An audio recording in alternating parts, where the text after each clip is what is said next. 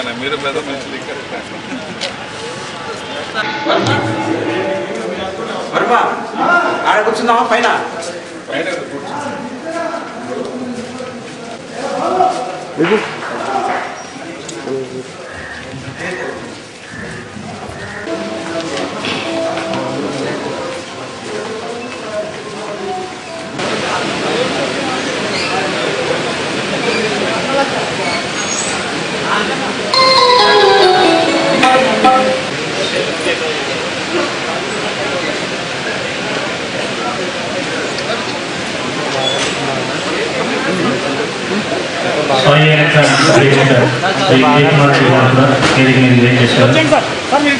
అలాగే సీనియర్ న్యాయవాది శ్రీ ఎన్ శ్రీరాములు గారు వారిని కూడా వేదిక మీద ఆహ్వానిస్తున్నారు.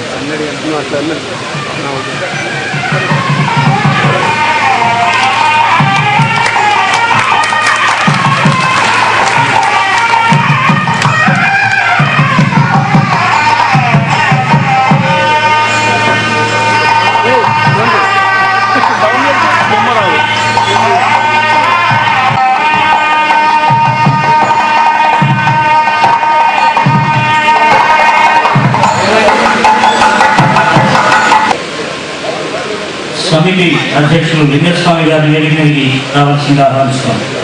అలాగే వెంకటరంగం గారిని కూడా వేదిక మీదకి రావాలి. సందడి సుధాకర్ గారు కూడా వేదిక మీద కూర్చోవలసిందిగా ఆహ్వానిస్తున్నాం.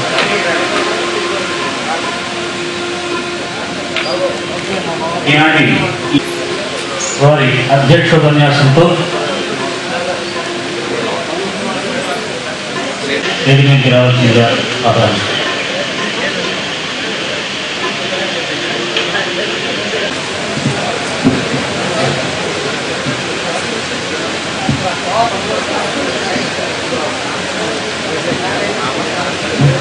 రాజు దినకర శుభకర అనే పాటను ఆలపిస్తారు.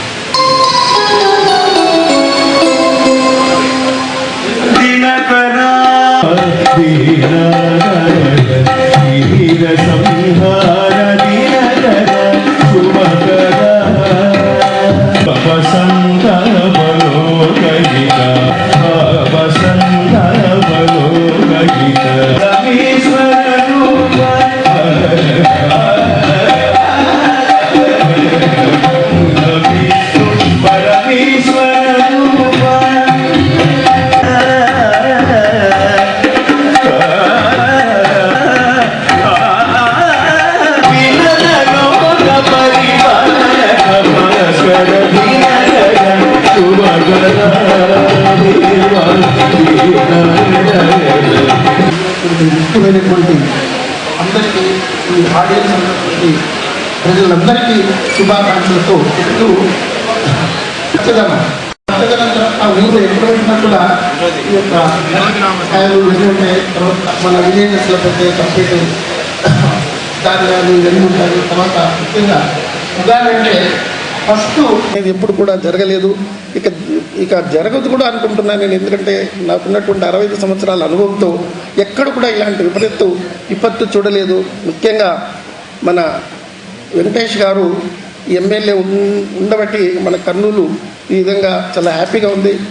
నిజంగా చెప్పాలంటే ఆయనకు వచ్చినటువంటి ఆ ఫ్లడ్స్ 40 అడుగుల ఇంటి మీద వచ్చినది కాబట్టి ఆయన అసలు బతుకుతాడా ఉంటాడా అనేటువంటి ఆ నమ్మకం అనేది నాకు లేకుండా ఉన్నా. ఎందుకంటే అంత భయంకరమైనటువంటి సిచ్యువేషన్ ఆనుకుంటుంది అయింది. పక్కనే 40 అడుగులు ఫస్ట్ ఫ్లోర్ పోతే సెకండ్ ఫ్లోర్ పోతే థర్డ్ ఫ్లోర్, తర్వాత 4th ఫ్లోర్.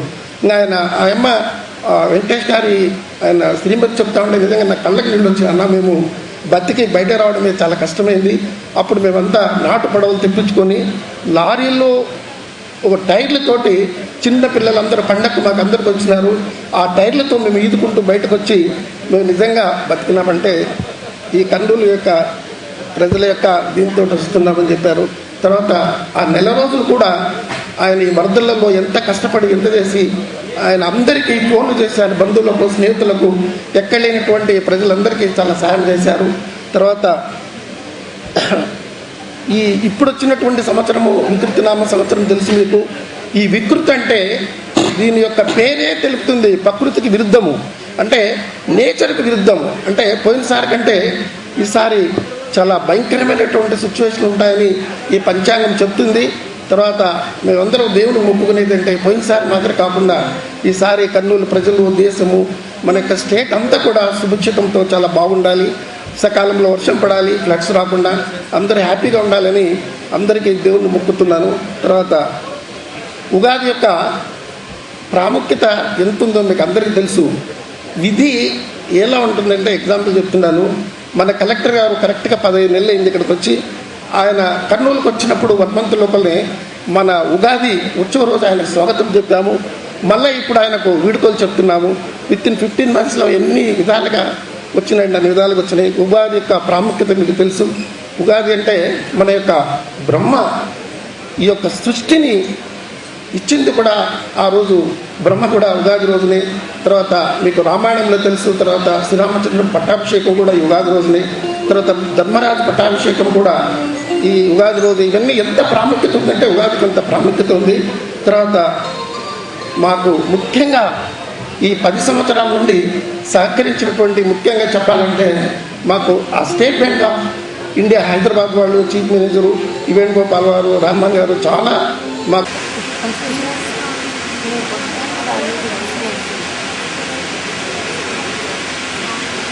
సభాధ్యక్షులు, ఈ సభకు వచ్చేసినటువంటి సోదర సోదరీమణులారా, పెద్దలందరికీ కూడా నమస్సుమాంజలి. జరిగేటువంటి పండగ రాను రాను ఒక ఇంటి వరకే పరిమితమై ఆ విధంగా ఆయన యొక్క స్ఫూర్తితోనే అందరం కూడా కలిసి ఈ ఉత్సవాలను ఇక్కడ సునాయనాలో ఏర్పాటు చేసుకొని ప్రకృతి ప్రదాత అయిన దైవం చూపిన మార్గంలో మనల్ని నడిపించాలని కోరుకుందాం. జమాతే ఇస్లామీ హింద్ వారందరికీ మనందరి తరఫున కృతజ్ఞతలు, అభినందనలు. మహోత్సవాల కేంద్ర సమితి ఏర్పాటు చేస్తున్న ఈ కార్యక్రమానికి మమ్మల్ని పిలిపించి, మిమ్మల్ని పిలిపించి ఈ పండుగ అందరి మధ్యన ప్రారంభం చేయటం కేంద్ర కమిటీ వారికి మా కర్నూలు ప్రజల తరఫున ధన్యవాదాలు తెలియజేస్తున్నాం. వికృతి నామ సంవత్సరం నాకు అప్పుడు గుర్తుంది. విరోధి నామ సంవత్సరంలో కల్లోలాలు ఉంటాయని చెప్పడం స్వాములు, మళ్ళీ ఎలా స్వామి అని అడగటం. మీకు 100కి 80 వంతులు మీకు బలం ఉంది కాబట్టి పర్వాలేదన్నారు. సో అందుకే పోయిన సంవత్సరం నేను బయటపడినాను, మీరు బయటపడినాం, అందరూ బయటపడినాం. కానీ ఈ సంవత్సరం మళ్ళీ వికృతి నామ సంవత్సరం వచ్చింది. ఈ సంవత్సరం నా బలమేమో తెలీదు, స్వాములు ఏం చెప్తారో ఇంకా వినాలి. ఒకవేళ నా బలం తక్కువ ఉంటే మరి మీరు కొద్దిగా బలోపేతులై ముందుకు వస్తే మళ్ళీ కర్నూలుని మరొకతూరి కాపాడుకుంటామని తెలియజేస్తున్నాం.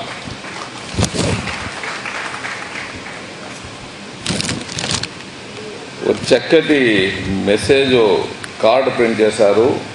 ఉగాది మీ జీవితాల్లో ఉషస్సులు వెదజల్లాలని, వసంతాలు విరబూసిన ఉషోదయ శీతల పవనాలు మీ జీవిత గమనాన్ని సుస్మితము, పరిమళ భరితము చేయాలని, ఈ ఉగాది మీకు శాంతిని, క్రాంతిని, సౌభాతృత్వాన్ని, ఆరోగ్య ఐశ్వర్యాలను, సకల సౌభాగ్యాలను ప్రసాదించాలని భగవంతుని మనస్ఫూర్తిగా ప్రార్థిస్తూ పుల్లయ్య గారు, వెంకటరంగ గారు కార్డు ప్రింట్ చేశారు. టీజీ వెంకటేష్ కూడా దాంట్లో కలుస్తున్నారు. Thank you.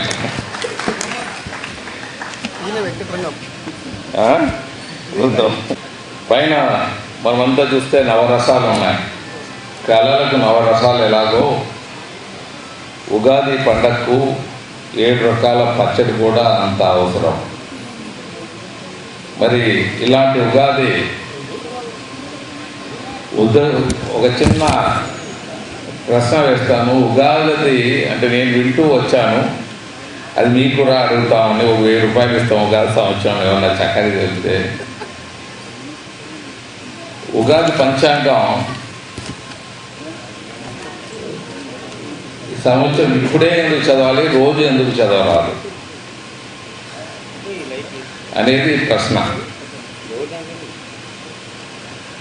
రోజు చదవచ్చు, సంవత్సరానికే చదవాలనేది అందరూ చెప్తారు.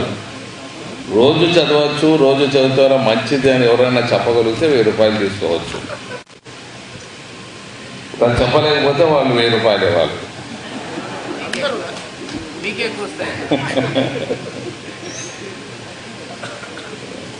మిత్రులారా, ప్రతి ఒక్కటి మన సంస్కృతికి దగ్గరలో ఉంటాయి పండుగలంతా. ఇది అంటే ఏ ప్రాంతంలో జీవిస్తుంటే, నేను ఇండోనేషియాకి వెళ్ళొచ్చాను లాస్ట్ టైం. ఇండోనేషియాలో వెళ్తే ఎక్కడ చూడు విగ్రహాలే కనపడతాయి. అక్కడ పేర్లు చూస్తేవరా సుకర్ణో, సుహార్తనో, లేకపోతే రాముని మీద ఎక్కువ, రావణుని మీద పేర్లు ఎక్కువ, ఇవన్నీ అక్కడ సర్వసాధారణంగా ఉంటాయి. అది ముస్లిం కంట్రీ, ముస్లిం డామినేటెడ్ కంట్రీ. సో అక్కడ ఇది సంస్కృతి. ఆ సంస్కృతిని ఒక్కొక్కరు ఒక్కొక్క విధంగా గౌరవిస్తుంటారు. అక్కడ వాళ్ళ అది సంస్కృతి. అక్కడ మనము కూడా గౌరవించిన విధంగా మన పేర్లని, హిందూ పేర్లని, హిందూ దేవాలయాన్ని, హిందూ దాన్ని మనకన్నా జాగ్రత్తగా అక్కడ కాపాడుతున్నారు. ఇది నగ్న సత్యం. కావాలంటే ఎవరైనా పోయి చూడచ్చు. ఇది సంస్కృతి. కులాలు వృత్తిని బట్టి కులాలు ఎలా పట్టాయో సంస్కృతిని బట్టి కూడా ఈ పద్ధతులు జరుగుతూ ఉంటాయి. ఆ ప్రాంతంలో, ఆ వాతావరణంలో కొత్త క్రాప్ వస్తుంది, పండగ, అదే కొత్త సంవత్సరం, అదే ఉగాది. మరి ఈ విధంగా పండగలు కానీ ఒక పద్ధతుల్ని దాన్ని బట్టి అవలంబిస్తూ వస్తుంటాయి. దేవుణ్ణి నేను ఎక్కువగా పూజించను, కానీ ఏమైనా తప్పు చేస్తే నన్ను ఏమైనా దేవుడు ఏమైనా చేస్తాడనే భయం మాత్రం నాకు ఎప్పుడు ఉంటుంది. పెద్దగా నేను టెంపుల్కి పోయేదో, పెద్దగా ఏదైనా పద్ధతి ఉంటే పిలుస్తారు, కానీ లేక పొద్దు నుంచి రాత్రి వరకు రామరామ అని కూర్చోని ఉన్నాను. కానీ నా మనవడు టెంపుల్కు దీక్షగా వచ్చినోడు దీక్షగా పోయి పూజ చేసి ముక్కు జంపలేసుకొని వస్తాడు. దేవుడు అనేవాడు చిన్నపిల్లలకు కావాలి, ఇంకా తెలివి పూర్తిగా వచ్చేంతవరకు దేవుడు కావాలి. అంటే ఏదో తప్పు చేస్తే ఎవడో ఉన్నాడు చెప్పేదానికి ఉన్నాడు అని, ఒక దేవుడు అనేవాడు ఉన్నాడు అని. సో అలాంటిది ప్రతి ఒక్కరూ దేనికో ఒక దానికి భయపడాలి, దేనికో ఒక దానికి మనం బతకాలి. అందరూ మంచి కోసమే బతకాలి. కర్నూలులో ఇప్పుడు ఉగాది గురించి, ఉగాది పండుగ గురించి పెద్దలు ఉన్నారు, చాలామంది చెప్తారు. నా వరకు ఒక 2 విషయాలు, ఎందుకంటే మొన్ననే మనకు కల్లోలం అయిపోయింది. ఒకటి మాత్రం నేను మరీ అన్ని దగ్గరలో చెప్తాను. అంతకుముందు ప్రభుత్వాలు, నేను కూడా భాగస్వామిని, గుడిసె కాలిపోతే, గుడిసె పూర్తిగా కాలిపోతే, గుడిసె పూర్తిగా సర్వం పోగొట్టుకుంటే 1000 రూపాయలు ఇచ్చేవాళ్ళం. పూర్తిగా కాలిపోయి గుడిసె మొత్తం ఇల్లు కానీ గుడిసె కానీ మొత్తం కాలిపోతే సర్వం పోగొట్టుకుంటే 1000 రూపాయలు. అదే అప్లికేషన్ పెట్టుకొని తహసీల్దారు ఆఫీస్ చుట్టూ తిరిగితే 1000 రూపాయలు ఇచ్చేవాళ్ళు. ఇంత 7 సంవత్సరాల కిందట, 6 సంవత్సరాల కిందట. కానీ తుంగభద్ర లోన్కి వచ్చిపోయేదే 8,000 రూపాయలు. ఇల్లు కట్టుకోవాలంటే ఫ్రీగా హౌస్, ఫ్రీగా ఇల్లు, మాకు ఇది వద్దు, మేము ఇల్లు కట్టుకుంటాం, మాకు ఇంకో ఇల్లు ఇచ్చేయండి అంటే ఫ్రీగా. మార్కెట్ వాల్యూ 3 లక్షలు 4 లక్షలు కనీసం అయ్యేది. అంటే రోడ్లు అవంతా ఉంటాయి కాబట్టి ప్రభుత్వానికి ఖర్చు 3-4 లక్షలు వస్తుంది. 1 లక్ష ఇల్లు కట్టించినా 3 లక్షల రూపాయలు ప్రభుత్వానికి ఖర్చు అవుతుంది. 3 లక్షల రూపాయలు ఇల్లు ఫ్రీగా ఇప్పించే ఘనత ఇంతవరకు దేశంలో ఎక్కడ జరిగినా కర్నూలులోనే, కర్నూలు జిల్లాలో మనతోనే ప్రారంభమైంది తెలియజేస్తున్నాను. కావాలని తీసుకోవచ్చు. మాకు ఇల్లు వద్దు, మాకు ఈ వరదల్లో మునిగిపోతాం అని చెప్పేసి అలా అప్లై చేసిన వాళ్ళు కొంతమంది భయపడ్డారు, ఇడిచిపెట్టాల్సి వస్తుందేమో ఇల్లు అని. అఫిషియల్గా ఇడిచిపెట్టాలని చెప్తారు, మళ్ళీ తీసుకోవాలా. ధైర్యం చేసుకున్న వాళ్ళు చాలామందికి అప్లై చేసిన వాళ్ళంతా అలాట్మెంట్ ఇప్పించాం. 8,000 రూపాయలు. వ్యాపారం చేసే వాళ్ళకు 50,000 రూపాయల వరకు ఏదైనా ఎవిడెన్స్ ఉండేవాళ్ళు. ఇంకా కొద్దిగా బ్యాంక్ వాళ్ళు తిప్పుతుంటారు పావుల వడ్డీకి. ఎక్కడైనా పొరపాట్లు ఉంటే మళ్ళీ దాన్ని సరి చేసే దాంట్లో పోతాం. అందరినీ కంప్యూటరైజ్ చేసి పేర్లతో పెట్టి ఎవరికైనా రాకపోతే మళ్ళీ వాళ్ళు అఫిడవిట్ అడ్వకేట్ ద్వారా ఇస్తే మళ్ళీ ఇస్తామని చెప్పడం జరిగింది. 2 నెలలు ఫుల్గా రేషన్ ఇవ్వటం జరిగింది. నేను అంతకుముందు ఎమ్మెల్యేగా ఉన్నాను. ప్రభుత్వం నుంచి ఏమైనా ఉంటే జోలు నుంచి ఇవ్వాల్సిందే, కానీ ఆ లో ఏరియాలంతా అప్పుడు మునక ఇప్పుడు మునక జరగటం జరిగింది. అప్పుడు మునిగింది కొంత ప్రాంతం మునిగిండొచ్చు, ఒక సగం వార్డు ఒక వార్డు మునిగిండొచ్చు, ఇప్పుడు 20 వార్డులు మునిగిండొచ్చు. మునక అనేది మునకే, కానీ అప్పుడు మునిగింటే ఒక వార్డుకు 1 పైసా ఇవ్వలేదు. ఏమైనా ఇచ్చింటే టీజీ వెంకటేష్ జోల్లో భోజనాలు లేకపోతే బట్టలు తెచ్చి ఇవ్వటం తప్ప అప్పుడు ఎమ్మెల్యేగా ఉన్నప్పుడు ఇవ్వలేదు. ఇప్పుడు ఎమ్మెల్యేగా ఉన్నప్పుడు మాత్రం చాలా మనకు చేసేది కాక మనం అవలంబించింది మిగతా ప్రాంతాల్లో కూడా ఇచ్చే విధానంలో ముందుకు పోయినాము. ఇది ఇంతకన్నా నేను ప్రతి మీటింగ్లో చెప్పేది ఒకటే ఉంటుంది, ఇంతకన్నా ఒక ఎమ్మెల్యేగా మిగతా ఎమ్మెల్యేల కన్నా 100కి 100 రూపాయలు చక్కగా సౌభాగ్యంగా కర్నూలు మునిగిపోకముందు ఎలా ఉందో కర్నూలు మునిగిపోయిన బయటకు వచ్చిన తర్వాత 100కి 100% ఇంకా అందంగా తీర్చిదిద్దుతామని ఛాలెంజ్ చేసి చెప్పడం జరిగింది. చేస్తాము కూడా అని తెలియజేస్తున్నాం. మొదలు పెట్టాము జరిగాము. 5 సంవత్సరాల్లో ₹1 కార్పొరేషన్ ప్రభుత్వం ఇచ్చిన దాఖలా లేదు. ఇప్పుడు 100 కోట్లతో అంటే 50 కోట్లతో ప్రతి వార్డు పనులు మొదలు పెట్టాము. కొద్దిగా లేట్ కావచ్చు, టెండర్లు పిలవటం, ఆ టెండర్లో దబాయింపులు ఉంటాయి, ఫైట్లు ఉంటాయి, అన్నీ ఉంటాయి. అది ఏదో రాసేది సరిగా పేర్లు పెట్టి రాస్తే బాగుంటుంది. మా కర్నూలు కాన్స్టిట్యున్సీలో మాత్రం ఎవరూ భయపడే పని లేదని తెలియజేస్తున్నాను. నేను ఎమ్మెల్యేగా లేకముందు ఎమ్మెల్యే ఉన్నప్పుడు గత 30 సంవత్సరాలుగా బౌండరీస్ పెట్టాను కర్నూలులో. ఎవరు ఏమి చేసినా ఇక్కడ రౌడీజం జిల్లాలు ఎక్కడైనా చేసుకోండి, కానీ నా కాన్స్టిట్యున్సీలో ఎవరు రౌడీజం చేయరు. రౌడీజం ఏమైనా చేశారంటే వాళ్ళ కాలు ఇరుగొట్టి సెల్ వేపిస్తాం. దాంట్లో ఎవరు భయపడే పని లేదు. ఎమ్మెల్యేగా లేకముందే చేశాను, ఎమ్మెల్యేగా ఉన్నప్పుడు ఇంకా ఎక్కువగానే చేస్తాం, కానీ ఎవరు భయపడే పని లేదు. పేపర్ వల్ల ఏమైనా రాసినా దానికి భయపడే పని లేదు. అందరూ నిజాయితీగా చేసుకోవచ్చు అని నేను గ్యారంటీగా మరీ ఈ సంవత్సరం కూడా వికృతి నామ సంవత్సరం కూడా మరి గ్యారంటీ ఇస్తున్నానని మరొకటి మీకు తెలియజేస్తున్నాను. మరి మిత్రులారా,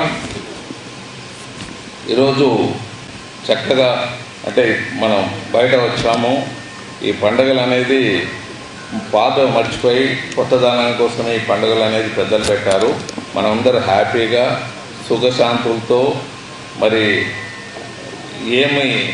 ఏమున్నా దాని నుంచి మనం బయటపడుతూ, ఏమి జాతకంలో ఉన్నా ఏమున్నా బయటపడుతూ మనం విజయులము.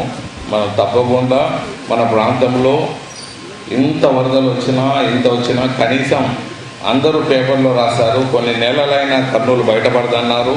కొన్ని వేల మంది చచ్చిపోతూ ఉన్నారు. వరదలు వచ్చినాక వరదల్లో కొంతమంది వేల మీద చాతగాని వాళ్ళు, ఏమైనా పడిపోయిన వాళ్ళు, గుండె జబ్బులు ఉండేవాళ్ళు, లేకపోతే పొరపాటున పోయిన వాళ్ళు వేల మీద ఉండేవాళ్ళు తప్ప మిగతా వాళ్ళంతా ఎక్కడ కలరా కానీ, టైఫాయిడ్ కానీ, మలేరియా కానీ ఏ రోగాలు రాకుండా వేల మంది సస్తారన్న పేపర్లో రాతలు కూడా నిజం కాకుండా మేము కర్నూలు ప్రజలు బతికాము. అలాగే ఈ వికృత నామ సంవత్సరం కూడా ఏమన్నా విపత్తులు జరిగినా మనం బయటపడే రీతిలోనే, ఎందుకంటే మనమంతా మంచివాళ్ళము, మనమంతా పాపభీతి ఉండేవాళ్ళం. కర్నూలు ప్రజలు నిజంగా మంచివాళ్ళు. తప్పకుండా మనం విజయులం. ఏ వచ్చినా ప్రళయం వచ్చినా మనం బతికి బయటపడతాం. కర్నూలు మన జిల్లా చరిత్ర, మనకు గుహలు ఉన్నాయి కదా, బెలూన్ గుహలు 50,000 సంవత్సరాల కిందట పేపర్లో మీరు చదివే ఉంటారు. మొత్తం ప్రళయం వచ్చినప్పుడు బెలూన్ గుహల్లో మాత్రం చరిత్ర బతికినారు అని. అంటే మొత్తం ప్రపంచమంతా మునిగిపోయినా, ప్రపంచమంతా ఎన్నో జీవరాశులు సర్వనాశనమైనా బెలూన్ దగ్గర మాత్రం చరిత్రలో మనము మిగిలిపోయిన వాళ్ళు, నాగరికతగా బతికిన వాళ్ళము. అది రాయలసీమ జిల్లాల ప్రసక్తి, రాయలసీమ జిల్లాల ఒక గౌరవం అని మీ అందరికీ. మనకు వాళ్ళు బట్టలిప్పి తిరిగినప్పుడు, మనము ప్రపంచమంతా బట్టలిప్పి తిరిగినప్పుడు మనకు నాగరికత ఉంది అని తెలిపే ఆధారాలు మనకు బయటపడినాయని మీ అందరికీ మరొకరు తెలియజేస్తున్నాం. మరి నా ప్రశ్నకి ఏమన్నా చెప్తారా? ఈ సంవత్సరం అంటే పండగ రోజే పంచాంగం చదువుతారు, రోజు పంచాంగం చదవచ్చా, చదవరాదా? చదివితే సంవత్సరమే చదవాలని ఉన్న రోజు ఉందా? రోజు చదువుతారా ఇంకా మంచిగా? పంచాంగ శ్రవణం అంటే ఉగాది రోజు పంచాంగము పండగ రోజు ఈ రోజే చదువుతారు, పెద్దలంతా ఇక్కడ చదువుతారు, మీతో కూడా పండగ చేసుకుంటాం. ఆ పంచాంగం అనేది రోజు పొద్దున్నే చదవచ్చా, చదివితే మంచిదా కాదా? కాబట్టి పంచాంగంలోని రోజు కూడా చదవచ్చు. డైలీ మనకు ఏది జరుగుతుందో తెలుసుకోవచ్చు. కానీ అటెంప్ట్ చేస్తారు లేదా మా అయిపోయి ఓవర్ వీళ్ళిద్దరి మధ్యనే. యుగములో ఆరంభం రోజున ఉగాది పండుగను జరుపుకుంటాం. ఆ యుగమే ఉగాదిగా మారింది. ఉగాది రోజున జరుపుకునేటటువంటి ప్రతి చిన్న విషయమైనా కూడా సఫలీకృతం అవుతుంది అని పెద్దలు చెప్తున్నారు. పంచాంగ శ్రవణము రోజు చదువుకోవచ్చు, ప్రతి నిత్యము చదువుకొని అందులో ఉండేటటువంటి విషయాలను తెలుసుకొని మనకు జరిగేటటువంటి ఆపదలను ముందుగా తెలుసుకొని భవిష్యత్తుకు గమనానికి ముందుకు అడుగులు వేసేదే ఉగాది. కనుక పంచాంగ శ్రవణం మంచిది, ప్లస్ చదవటం కూడా చాలా మంచిది అని చెప్పేసి నా అభిప్రాయం.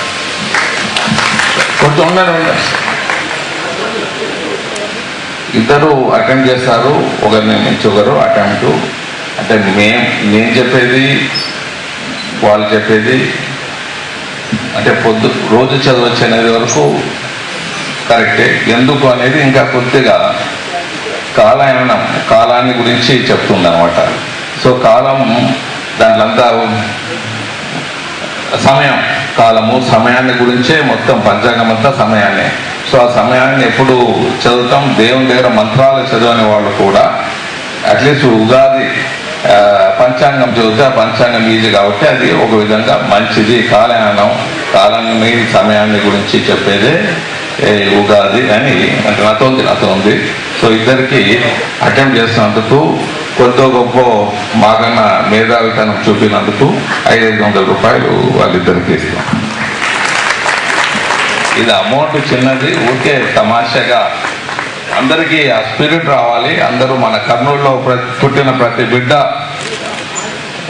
ఐక్యూ బాగున్నారు, ఎక్కడ పోయినా సాధించుకొని వస్తారు అనేది కావాలని నేను గత 30 సంవత్సరాలుగా ఇలా తమాషగా లోనే ఆ పిల్లలను వెలికి తీసి తగినటువంటి పారితోషికాన్ని ఇచ్చి ఆ పిల్లలను ముందుకు వచ్చేదానికి సహకరిస్తూ ఉంటారు. నిజంగా ఇది గొప్ప విషయం. వాళ్ళు కాదు, ముందుకు లాగినటువంటి వాళ్ళు ఎవరు లేరు. మీరు మాత్రం నన్ను ముందుకు తీసుకుని వచ్చేదానికి ప్రయత్నం చేశారు. కనుక నాకు చాలా ఆనందంగా ఉన్నది. ఈ 10 రూపాయలు మీకు బహుమానంగా ఇస్తా ఉన్నాను అని చెప్పేసి ఆ రిక్షా వాడు మళ్ళీ అతనికే 10 రూపాయలు ఇచ్చినట్టు విషయం నాకు మా గురువు గారు చెప్పారు. సభా కార్యక్రమం తర్వాత కవి సమ్మేళనం ఉంది. అందులో ప్రముఖ కవులు 6 మంది పాల్గొంటున్నారు. ఇప్పుడు మ్యూజిక్ గోపాల్ మ్యూజిక్ చిన్న బ్యాగ్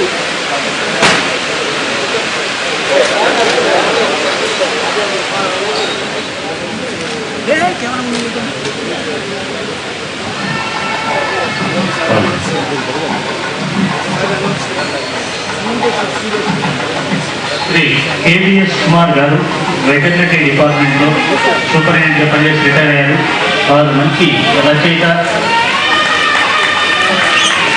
వారు రాసిన అనేక నాటికలు మనకు ఆల్ ఇండియా రేడియో ద్వారా నేషనల్ వైడ్ ప్రసారం అయ్యి నేషనల్ అవార్డు ఉత్తమ రచయితగా కూడా వారు గత 2 ఏళ్ల కిందట ఆకాశవాణి ఢిల్లీ కేంద్రం నుంచి వారు రాష్ట్రపతి అవార్డు అందుకున్నారు. మంచి రచయితగా వారికి గుర్తింపు ఉంది. వారికి టి వెంకటేష్ గారు,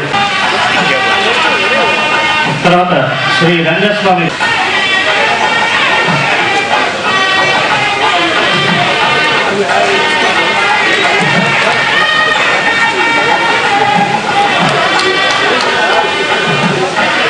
తర్వాత శ్రీ ఇనాయతుల్లా గారు. ఇనాయతుల్లాలో ఒక కవిగా పాల్గొని ఉన్నారు. వారికి టి వెంకటేష్ గారు శాలువతో సత్కరిస్తున్నారు. మేమంటున్నాం శ్రీ విజయ్ కుమార్ రెడ్డి గారు మేమంటారు అందిస్తున్నారు. Thank you sir. తర్వాత శ్రీ యలపర్తి రమణయ్య గారు అధ్యాపకులుగా పనిచేస్తున్నారు. వారికి వెంకటేశ్వర్లు గారు సత్కారం చేస్తున్నారు. వెంకటరంగన్ గారు జ్ఞాపకం అందిస్తున్నారు. తర్వాత శ్రీ డాక్టర్ జేపీ సహదేవ్ సన్మాన కార్యక్రమం జరుగుతుంది. గిరికి సహదేవుడు గారిని పుష్పమాలతో శ్రీ వెంకటేశ్వర్లు గారు, జ్ఞాపికతో శ్రీ సంగటి సుధాకర్ గారు అందిస్తున్నారు, సత్కరించారు. తర్వాత వారు పనిచేస్తున్నారు. గతంలో కూడా మన తెలుగు ఉగాది కవి సమ్మేళనంలో పాల్గొన్నారు, ఈరోజు కూడా పాల్గొంటున్నారు. వారిని ఎమ్మెల్యే టీ వెంకటేష్ గారు శాలువాతో సత్కరిస్తున్నారు.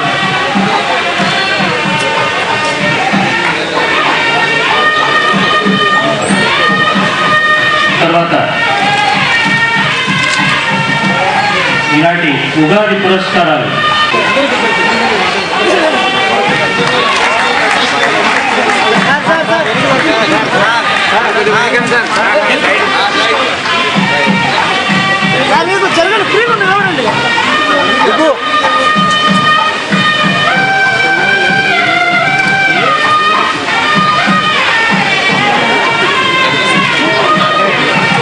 గారు స్వరూప్ సిన్హా గారు వెంటనే వేదికకి రావాల్సింది. వారు ప్రముఖ రచయిత, వారు వేదికకి రావాల్సింది ఆహ్వానిస్తాం. తర్వాత డాక్టర్ కుడయప్ప గారు కూడా వేదిక మీదకి రావాల్సిందిగా ఆహ్వానిస్తాం. ఉత్తమోపాధ్యాయ అవార్డు గ్రహీత కాకినాడలో వారి విద్యాభ్యాసం జరిగింది. కొత్త వెలుగు, జాగృతి, నవ్య, అమృతకిరణి అనేక రచనలు వారు చేశారు. వారు రచయితగా కర్నూలు ఆకాశవాణి కేంద్రం నుండి ఆంధ్రప్రభ మిగతా అనేక పత్రికల్లో వారి రచనలు ప్రచురితమయ్యాయి. వారిని ఈ సందర్భంగా మనం సత్కరించుకుంటున్నాం.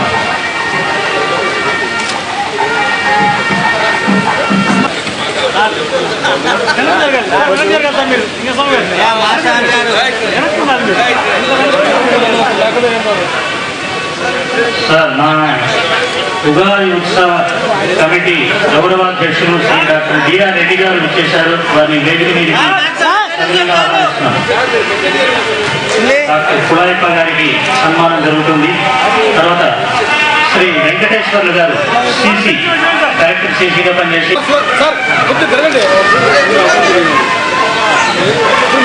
సార్ వెంకటేశ్వర్లు గారు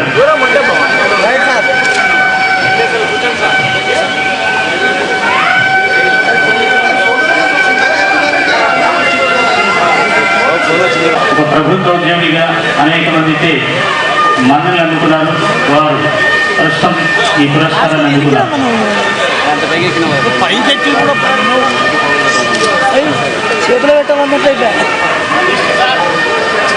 తర్వాత శ్రీ ఎన్ కృష్ణారు, డాక్టర్ డిఆర్ రెడ్డి గారు కూడా సన్మాన కార్యక్రమం పాల్గొంటున్నారు.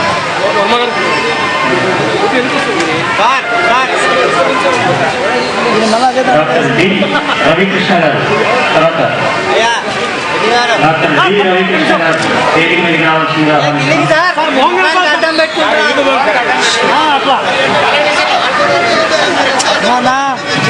ఖమ్మంలో నంది అవార్డును అందుకున్నారు. ఈ సందర్భంగా వారిని మనం ఈ పురస్కారానికి ఎంపిక చేసుకోవడం జరిగింది. వారు నంద్యాల నుంచి వచ్చేశారు. వారికి మా సమితి తరఫున అభినందనలు.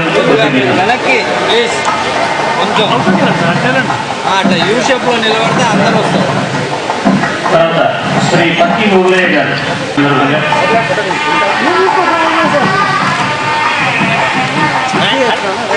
శిక్షకులుగా పనిచేసి 17 విరమణ గమనించారు.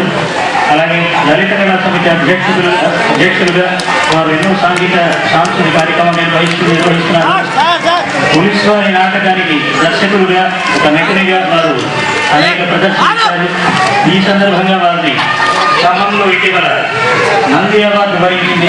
నంది అవార్డు గ్రహీత కూడా వారిని ఈ సందర్భంగా మనం సత్కరించుకుంటాం. డి సరస్వతమ్మ గారు ఎమ్మెల్యే టీ వెంకటేష్ గారు శాలువాతో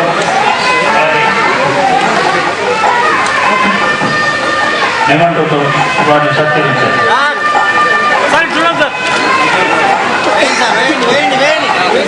సత్కరించారు.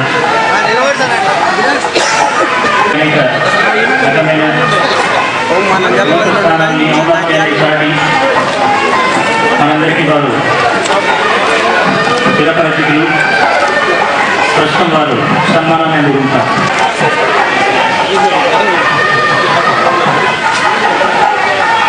అలాగే వెంకటేష్ గారు శాలువతో సత్కరిస్తున్నారు.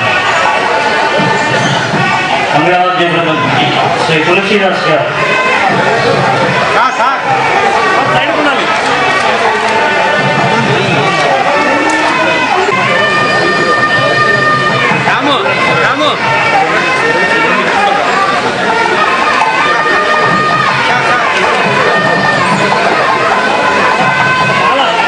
తర్వాత అలాగే సాగర్ సిస్టర్స్ కూడా వారిద్దరిని వేదిక మీదకి రావాల్సింది ఆహ్వానిస్తున్నాం.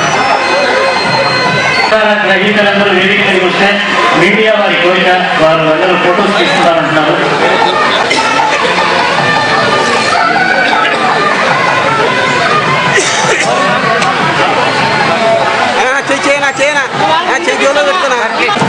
ఇంకా కవి సమ్మేళనం జరగలేదు. ఇంకా భక్తి సంగీతం కార్యక్రమం కూడా ఒకటి ఉంది.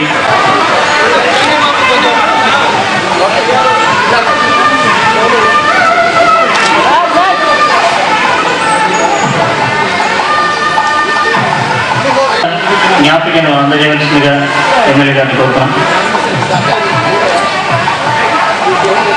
వేణుగోపాల్ గారు state bank chief manager Shri Venugopal గారు ఎక్కడున్న వేదిక మీదకి రావాల్సిందిగా ఆహ్వానిస్తున్నాం. పేదల కొత్త గొప్ప సేవ చేయాలనే సంకల్పంతో ప్రతి నెల ఈ అవకాశాన్ని కూడా పేద ప్రజలు ఉపయోగించుకుంటున్నారు.